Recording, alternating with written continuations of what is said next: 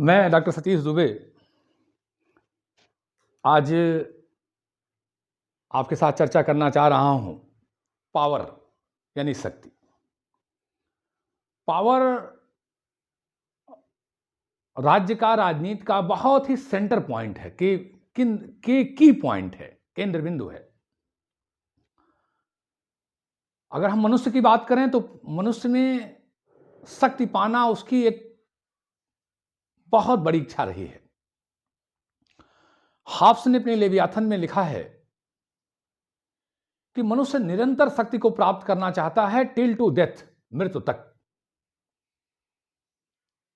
राज्य का आधार भी शक्ति है।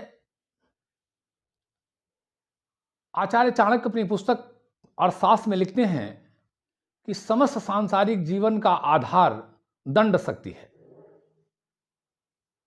दंड नीति है। तो यह शक्ति बहुत ही महत्वपूर्ण है, व्यक्ति के लिए भी और राज्य के लिए भी।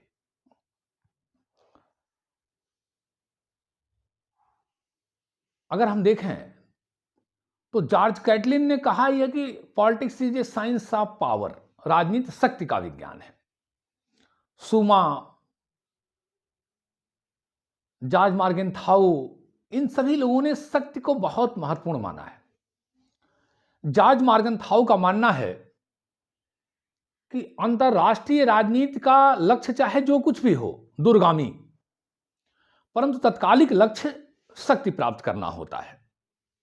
अंतरराष्ट्रीय राजनीति का दूरगामी लक्ष्य, दूरगामी उद्देश्य कुछ भी हो, भविष्य का उद्देश्य कुछ भी हो, लेकिन तत्कालिक उद्देश्य शक्ति प्राप्त करना होता है। शक्ति, तो शक्ति बड़ा ही महत्वपूर्ण है। और मैंने पिछले वीडियो में बताया था कि politics is a struggle for power, राजनीति शक्ति के लिए संघर्ष है। मॉर्गेनथाउ ने कहा कि चाहे घरेलू राजनीति हो, प्रादेशिक राजनीति हो, अंतर्राष्ट्रीय राजनीति हो, सभी शक्ति के लिए संघर्ष है, सभी शक्ति के लिए संघर्ष है। तो शक्ति राजनीति का बहुत ही महत्वपूर्ण बिंदु है, राज्य का बहुत महत्वपूर्ण बिंदु है। अब हम जिस शक्ति की बात करना चाह रहे हैं यहां, वो है पॉलिटिकल पावर, राजनीतिक शक्ति। पॉलिटिकल पावर, राजनीतिक शक्ति। पॉलिटिकल पावर, राजनीतिक शक्ति।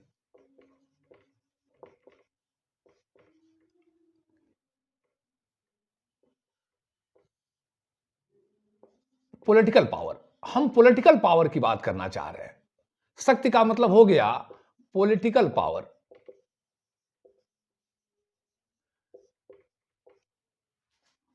पॉलिटिकल पावर, राजनीतिक शक्ति का अर्थ होता है कि दूसरे के विचार पर, भावना पर, कार्य पर नियंत्रण।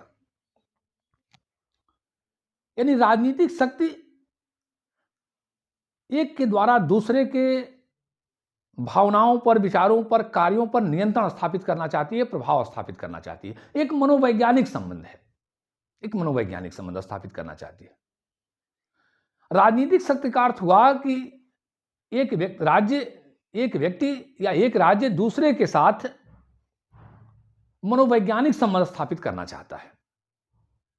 मनोवैज्ञानिक संबंध स्थापित करना, दूसरे के कार्य को नियंत्रित करना, दूसरे के व्यवहार को नियंत्रित करना, दूसरे के मानसिक स्थितियों को नियंत्रित करना या उस पर प्रभुत्व स्थापित कर लेना, राजनीतिक शक्ति है। एक दूसरे के कार्यों एवं मस्तिष्क पर नियंत्रण, एक दूसरे के कार्यों एवं मस्तिष्क पर नियंत्रण, यह है राजनीतिक शक्ति। यह एक मनोवैज्ञानिक संबंध है कि एक दूसरे के विचारों पर, कार्यों पर, भावनाओं पर प्रभुत्व स्थापित कर लिया जाए, नियंत्रण स्थापित कर लिया जाए। यानी राजनीतिक शक्ति का तात्पर्य है कि एक के द्वारा दूसरे के कार्यों पर, भावनाओं पर, मस्तिष्क पर, विचारों पर, गतिविधियों पर, क्रियाकलापों पर नियंत्रण कर लेना, अपनी इच्छा के अनुरूप बदल लेना। बहुत ध्यान दीजिएगा, अपनी इच्छा के अनुरूप बदल लेना। आर्गनेस्की ने कहा है कि मन चाहे कार्य करवा लेना और मनचाहा कार्य करने से रोक देना, दोनों शक्ति के स्वरूप हैं। यानी शक्ति सकारात्मक रूप में भी है और नकारात्मक रूप में भी राजनीतिक शक्ति है। मनचाहा कार्य करवा लेना, अपनी जैसे हम चाहते हैं उस तरह से कार्य करवा लें। एक राज्य दूसरे राज्य से जैसा चाहता है वैसा कार्य करवा ले, और जो नहीं चाहता उस कार्य को करने से रोक देना। तो आर्गनेस्की का मानना है कि शक्ति के दो रूप हो जाते हैं, सकारात्मक और नकारात्मक। सकारात्मक का मतलब जैसा वो चाह रहा है उस तरह से कार्य करवा ले दूसरे के द्वारा, और नकारात्मक का मतलब है कि जैसा वो नहीं चाह रहा उस तरह के कार्य करने से रोक दे। दोनों बातें हैं। शक्ति की कुछ परिभाषाएं हैं। एक परिभाषा है रॉबर्ट बायस्ट्रेड का। रॉबर्ट बायस्ट्रेड का इनका मानना है कि शक्ति बल प्रयोग की योग्यता है, न कि उसका वास्तविक प्रयोग। शक्ति बल प्रयोग की योग्यता है, न कि उसका वास्तविक प्रयोग। रॉबर्ट बायस्ट्रेड का मानना है कि शक्ति बल प्रयोग की योग्यता है, कैपेसिटी है, क्षमता है, लेकिन उसका वास्तविक प्रयोग नहीं है। वास्तविक प्रयोग नहीं करना है, क्योंकि हमको मनोवैज्ञानिक संबंध स्थापित करना है, मनोवैज्ञानिक नियंत्रण स्थापित करना है राजनीतिक शक्ति के माध्यम से। ये ध्यान रखिएगा। दूसरी परिभाषा है आर्गनेस्की की, कि शक्ति के आचरण को अपने लक्ष्यों के अनुरूप प्रभावित करने की क्षमता है। शक्ति के आचरण को अपने लक्ष्यों के अनुसार प्रभावित करने की क्षमता है। शक्ति के माध्यम से अपने लक्ष्य को अनुरूप बदल लिया जाता है, प्रभावित कर लिया जाता है, परिवर्तित कर लिया जाता है। एक राज्य, एक व्यक्ति, एक राजनीतिक शक्ति के माध्यम से अपने लक्ष्य के अनुरूप, अपनी योजना के अनुरूप, अपने विचार के अनुरूप, अपने पद्धति के अनुरूप दूसरे की भावनाओं, विचारों, कार्यों को प्रभावित कर लेता है। यह है राजनीतिक शक्ति। तो इस प्रकार से राजनीतिक शक्ति एक मनोवैज्ञानिक संबंध, psychological relationship, psychological effect, psychological power develop करती है, स्थापित करती है, स्टेब्लिश करती है। अब मनोवैज्ञानिक संबंध, एक के द्वारा दूसरे के कार्यों पर, विचारों पर, व्यवहारों पर नियंत्रण स्थापित कर लेना। अब शक्ति में राजनीतिक शक्ति में मुख्यतः तीन बातें आती हैं। पहला कि राजनीतिक शक्ति एक मनोवैज्ञानिक संबंध स्थापित करती है।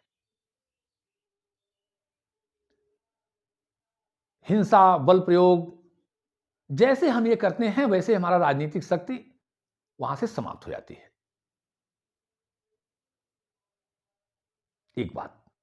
दूसरा, राजनीतिक शक्ति में उच्चस्थ अधीनस्थ संबंध होता है, सुपीरियर एंड सबऑर्डिनेट,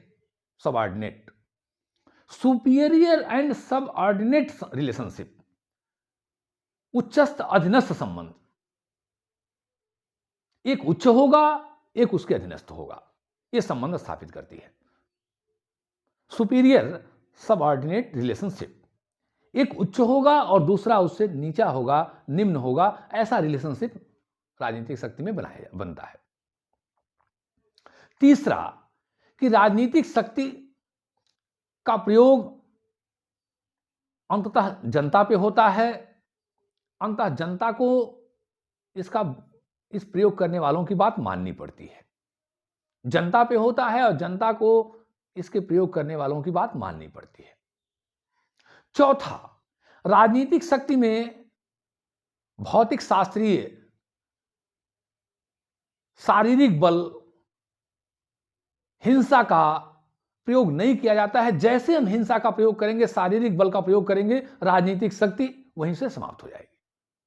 ये एक मनोवैज्ञानिक संबंध स्थापित करता है, कार्यों और व्यवहारों को नियंत्रित करता है। तो यह है राजनीतिक शक्ति। अब हम थोड़ी चर्चा करेंगे कि राजनीतिक शक्ति का अगला स्वरूप क्या होगा। तो ये तो क्लियर हो गया कि राजनीतिक शक्ति एक मनोवैज्ञानिक संबंध स्थापित करती है। हिंसा का और बल प्रयोग जैसे हम करेंगे, राजनीतिक शक्ति समाप्त हो जाएगा। अब हम थोड़ी चर्चा करेंगे शक्ति और बल, power and force, political power and force, political power and force, बल। बल एक दिखने वाली चीज है, प्रत्यक्ष है, सामने है, और राजनीतिक शक्ति एक महसूस किया जा सकता है कि हम दूसरे के विचारों कार्यों को कहां तक प्रभावित कर रहे हैं। एक मनोवैज्ञानिक संबंध है और बल, पॉलिटिकल पावर एक फिलोसॉफिकल, साइकोलॉजिकल रिलेशनशिप एस्टेब्लिश करता है। बल हिंसा पे आधारित है, ताकत की बात है। पॉलिटिकल पावर में ताकत अपने आप है, लेकिन ताकत पॉलिटिकल पावर नहीं है। जैसे बिजली, बादलों की जब बादल कड़कते हैं तो उसमें अपने आप बिजली की चमक होती है, वर्षा होती है। तो बादलों में वर्षा भी है, बिजली भी है, कड़क भी है। उसी तरह से राजनीतिक शक्ति में बहुत सारी चीजें हैं, उसमें से एक बल भी है। लेकिन बल ही राजनीतिक शक्ति नहीं है, क्योंकि बल हिंसा पे आधारित है, ताकत पे आधारित है, भौतिक स्वरूप लिया हुआ है, प्रत्यक्ष दिखाई देता है। इस नाते बल और राजनीतिक शक्ति में अंतर है। हां, राजनीतिक शक्ति में बल अपने आप है। जैसे बादलों में बरसात भी है, पानी भी है, कड़क भी है, बिजली भी है। तो इस तरह से राजनीतिक शक्ति में बल है।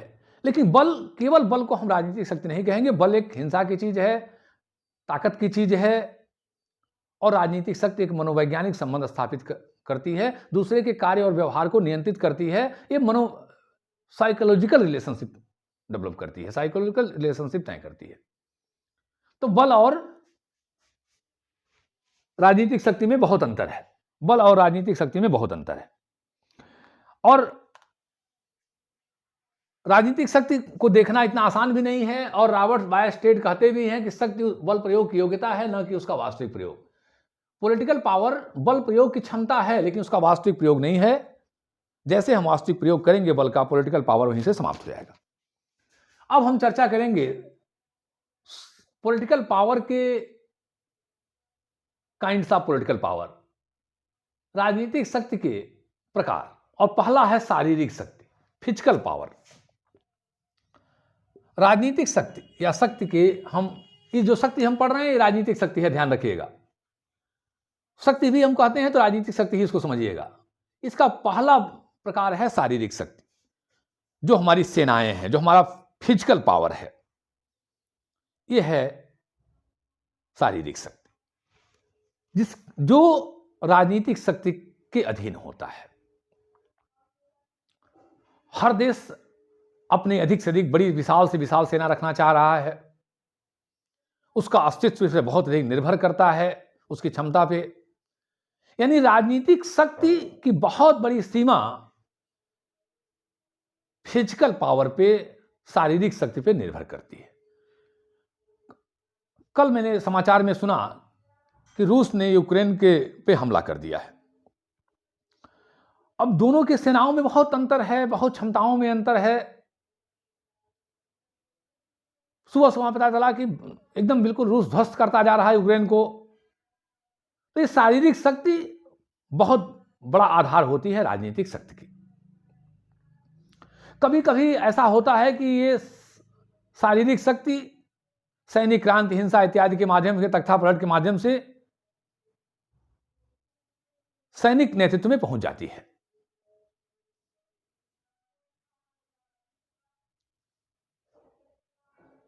तो राजनीतिक शक्ति का वहां से अंत हो जाता है। सैनिक सत्ता सैनिक लोगों के हाथों में पहुंच जाती है, क्रांति, हिंसा इत्यादि के माध्यम से। दुनिया की बड़ी बड़ी महाशक्तियां अपने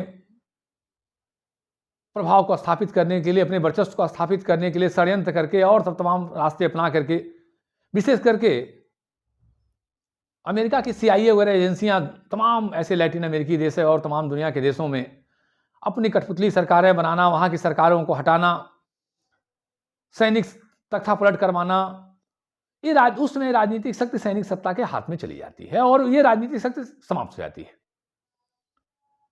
तो राजनीतिक शक्ति में सैनिक शक्ति शामिल है, उसके अंतर्गत अपने आप है। इसी नाते राजनीतिक शक्ति ठीक से काम करे। सेना का अलग अलग स्वरूप है, थल सेना, जल सेना, वायु सेना, परमाणु बम इत्यादि के क्षेत्र, सबको अलग अलग रखा जाता है, एक साथ मिलने से रोका जाता है। भारतीय संविधान में भी इस तरह की व्यवस्थाएं हैं, तो सबको रोका जाता है, जिससे राजनीतिक सत्ता अपने ठीक से काम, राजनीतिक शक्ति अपना काम ठीक से करती रहे।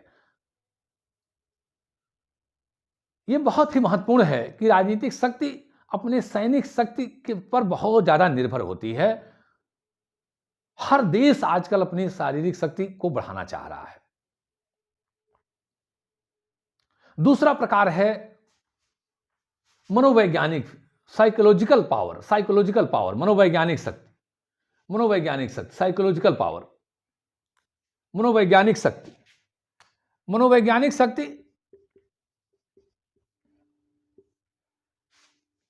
एक राष्ट्र दूसरे राष्ट्र पर, अपने पड़ोसियों पर, अपने शत्रुओं पर मनोवैज्ञानिक कूटनीति से, प्रचार से, सूचनाओं से, प्रोपेगेंडा से, अफवाहों से अब फैला के अपना वर्चस्व स्थापित करना चाहता है।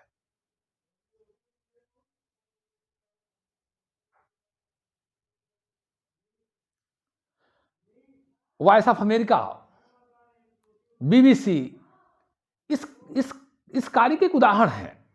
विरोधियों में अपनी बात को फैलाना, फूट डालना, अपने शत्रु और विरोधी राष्ट्रों पर अपना मनोवैज्ञानिक नियंत्रण स्थापित करना, उनके मनोबल को कमजोर करना, उन्हें क्षति पहुंचाना, मानसिक रूप से अपने क्षमता का अधिक से अधिक प्रयोग करना, अलग अलग भाषाओं में अपना ये प्रचार प्रसार करना, रेडियो, टेलीविजन इत्यादि इत्यादि के माध्यम से।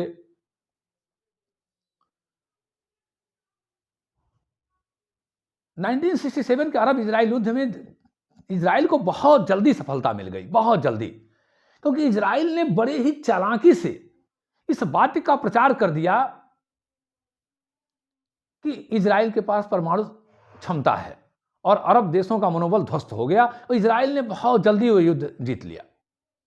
तो अरब इजराइल युद्ध में जो इजराइल को इतनी जल्दी जीत मिली, उसके पीछे एक बहुत बड़ा कारण था उसका एक मानसिक प्रचार कि उसके पास परमाणु संपन्नता है, और अरब देशों का मनोबल गिर गया, क्योंकि उसमें मुस्लिम किसी भी देश के पास, यहां तक कि पाकिस्तान के पास भी परमाणु क्षमता नहीं थी।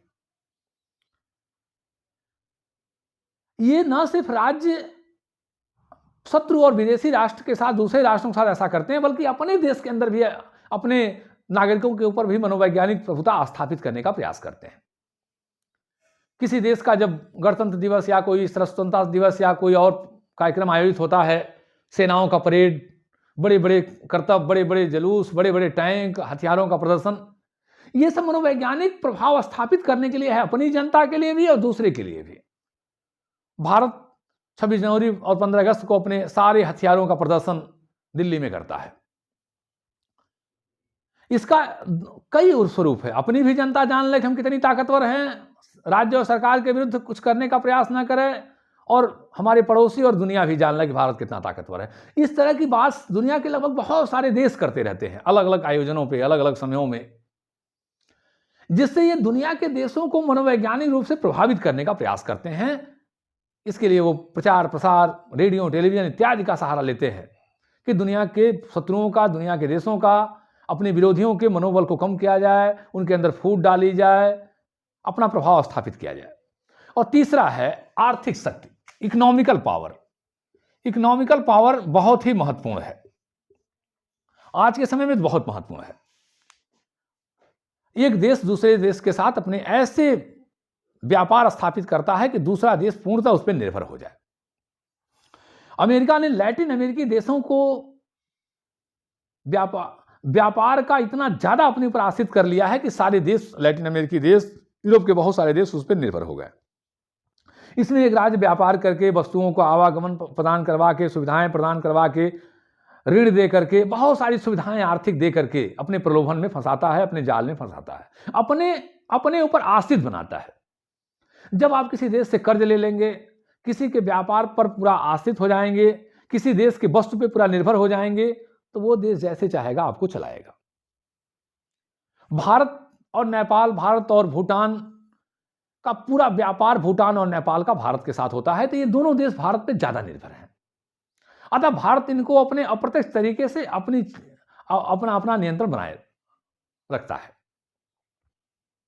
हालांकि भारत एक बहुत महान देश है, वो गलत तरीके का प्रयोग नहीं करना चाहता कि उसका दुरुपयोग करें और कहीं उनके मान सम्मान या उनके संपदा को नुकसान पहुंचाएं, ऐसा तो भारत कभी किया ही नहीं है। ये उसका आदर्श इतिहास रहा है।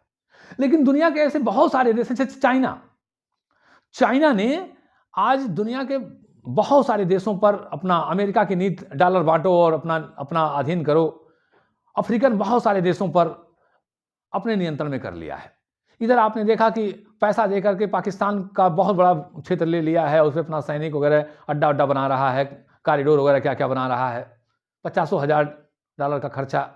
उधर श्रीलंका से आर्थिक मदद देकर के उनके बहुत सारे चीज़ों पे अपना सैनिक अड्डा वगैरह बना रहा है। अमेरिका की बहुत सारी बहुराष्ट्रीय कंपनियां हैं दुनिया में, विशेष करके कनाडा और यूरोप के देशों, और कि जिनकी इतनी ज़्यादा पूंजी वहां लगी है कि वो जाने अनजाने में उस देश के आर्थिक प्रभाव में रहते हैं। तो आर्थिक शक्ति आज के समय बहुत महत्वपूर्ण है। कभी ये काम बड़ी महाशक्तियां अमेरिका रसा किया करते थे, आज ये काम चाइना भी कर रही है। अन्य देश भी करने का प्रयास कर रहे हैं कि आर्थिक रूप से वस्तुओं के माध्यम पे, व्यापार के माध्यम से, लोन दे के, कर्ज दे के हम अर्थव्यवस्था में अपनी साख, अपनी क्षमता बढ़ा के हम दूसरे को अपनी शक्ति मनवाएं, अपनी क्षमता बढ़ाएं, उन देशों को नियंत्रित करें, निर्देशित करें, उनके ऊपर अपना नियंत्रण स्थापित करें। तो यह है आर्थिक शक्ति। अब एक प्रश्न उठता है कि शक्ति साध्य है या साधन? शक्ति साध्य है या साधन? कुछ विद्वान मानते हैं कि शक्ति साध्य है और कुछ मानते हैं शक्ति साधन है। दोनों के रूप में प्रयोग किया जाता है। पहले हम चर्चा करेंगे शक्ति साधन है। जब हम शक्ति को साधन बना लेते हैं तो एक देश या एक राष्ट्र दूसरे राष्ट्र के साथ कुछ पाने के लिए शक्ति का प्रयोग करता है कि मिल जाए, हमारा काम खत्म हुआ। ऐसे चाइना ने 62 में भारत पे आक्रमण किया। वहां चाइना को अपनी दादागिरी दिखानी थी, अपना दबदबा दिखाना था, भारत के मनोबल को तोड़ना था, भारत को नीचा दिखाना था। पंडित नेहरू बहुत गुटनिरपेक्षता का झंडा लेके घूम रहे थे, सूट बूट टाई लगा के दुनिया भर में शांति का मसीहा बन। चीन ने दिखाया कि देखो भाई, तुम्हारी यही हैसियत है, तुम बड़ा दुनिया का नेता बन रहे हो, नॉन अलाइनमेंट मूवमेंट का, गुटनिरपेक्ष आंदोलन का, तुम्हारी कोई हैसियत नहीं है, तुम आर्थिक अंदर से बड़े कमजोर हो और हम तुम्हें तहस नहस कर देंगे, हमारी शक्ति ये है। तो ये भारत को नीचा दिखाना था, भारत के राजनीतिक नेतृत्व को कमजोर करना था और अपनी दादागिरी, अपनी तानाशाही, अपनी दबदबा दिखाना था, शक्ति का प्रदर्शन करना था। और बदले में कुछ मिल भी भी गया चीन को। उसमें भी चीन 30,000 से अधिक वर्ग मील जमीन कब्जा कर लिया लगभग, ऐसा विशेषज्ञ मानते हैं। 1979 में जब चाइना ने वियतनाम पे आक्रमण किया तो ये भी उसका यही था कि हम दादागिरी दिखाएं, अपनी ताकत को दिखाएं, बल प्रयोग करके हम अपना प्रभाव स्थापित कर लें, बदले में कुछ हमको मिल जाए, प्रदेश वगैरह, क्षेत्र वगैरह, वो अच्छी बात है। तो यहां शक्ति साधन है। शक्ति साधन है कि एक राज्य दूसरे राज्य के क्षेत्र में हस्तक्षेप करता है और शक्ति का प्रयोग साधन के रूप में करता है। जैसा कि अभी कल मैंने सुना टेलीविजन पे कि रूस चेचन्या पे हमला कर दिया, यूक्रेन पे हमला कर दिया है, यूक्रेन पे कल समाचार में आया। यहां भी मुझे पूरा अनुमान है कि रूस शक्ति को साधन के रूप में इस्तेमाल कर रहा है। कुछ अपनी तरह की सरकार बनाना चाह रहा है, कुछ उसे कमजोर करना चाह रहा है, अपनी कठपुतली सरकार बनाना चाह रहा है। बदले में कुछ भू क्षेत्र वगैरह मिल जाए, अच्छी बात है, लेकिन फिर वहां से हटेगा, वो निश्चित रूप से हटेगा, क्योंकि मुझे पूरा आसार है कि वो शक्ति को साधन के रूप में इस्तेमाल कर रहा है। कुछ विद्वान कहते हैं कि कुछ ऐसी भी स्थितियां आती हैं जब शक्ति को साध्य मान लिया जाता है। साधन का मतलब सीढ़ी के रूप में इस्तेमाल करना, माध्यम के रूप में इस्तेमाल करना लक्ष्य पाने के लिए, और साध्य का मतलब होता है एकदम उसको अपना केंद्रबिंदु बना लेना, अपना उद्देश्य बना लेना, अपना मूल बना लेना। तो शक्ति को ही मूल बना लिया, शक्ति को ही अपना उद्देश्य बना लिया, शक्ति को ही अपना सब कुछ मान लिया। मूल तत्व मान लिया। हिटलर ने शक्ति को साध्य बना दिया। निरंतर शक्ति पाना पाना पाना, आगे इन पे कब्जा करो, उन पे कब्जा करो, पहले सुडेटरलैंड पे, फिर चेकोस्लोवाकिया पे, फिर इन पे, फिर उन पे, ऐसे ही बढ़ता गया। और उसका परिणाम यही काम मुसोलिनी ने किया। धीरे धीरे धीरे धीरे करते करते एब्सिनिया पे आक्रमण किया। तो शक्ति को मुसोलिनी और हिटलर ने साध्य मान लिया। निरंतर शक्ति पाना, निरंतर शक्ति पाना, निरंतर हटना नहीं कि कुछ उद्देश्य बनाए हट गए, नहीं नहीं नहीं, शक्ति साध्य, निरंतर पाना पाना पाना, और उसका परिणाम हुआ दूसरा विश्व युद्ध। तो शक्ति साध्य के रूप में और साधन के रूप में दोनों तरह से इस्तेमाल किया जाता है।